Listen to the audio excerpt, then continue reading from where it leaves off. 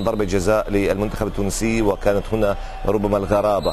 في المرة الأولى صوبها في المرمى الجديدي، ولكن الحكم آريو ميرتا تشارلز إدواردز من تاهيتي أمر بإعادة ضربة الجزاء، ثم نفذت ضربة الجزاء للمرة الثانية. نفس اللاعب الجديدي والحارس الصربي نيكولا، الكرة في المرمى مرة ثانية، ولكن الحكم أيضا يقرر إعادة هذه الكرة.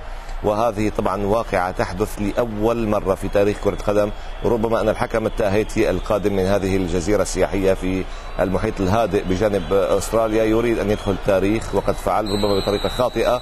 مرة أخرى الكرة في المرمى، ومرة أخرى الحكم يقول الإعادة والبطاقة الصفراء للاعب تونسي. طبعا هو يعني في قانون كرة القدم إذا دخل اللاعب من أحد الفريقين منطقة الجزاء فينظر كيف تكون النتيجة. هنا طبعا يصد الحارس والحكم يعيد للمرة الرابعة ركلة الجزاء. إذا دخل مدافع ولم تدخل الكرة المرمى تعاد، وإذا دخل مهاجم ودخلت الكرة المرمى تعاد، وإذا دخلت الكرة ودخل لاعبا من الفريقين تعاد. قصة طويلة، يعني هو الحكم ربما يقول إنه يطبق القانون، ولكن في نهاية الأمر فإنها كانت ظاهرة غريبة وربما كان فيها مبالغة. الحكم يصد والجديد يتابع بالرأس، ومن جديد الحكم يعيد ضربة الجزاء.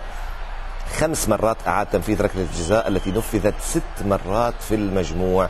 يعني تدريب ممتاز للجديدي الحقيقة على ركلات الترجيح والجزاء. الحارس صد مرتين والجديدي سجل 4 أهداف، ولكن في النهاية هدف وحيد حسب. لحسن الحظ أن الركلة الأخيرة سجلها الجديدي واعترف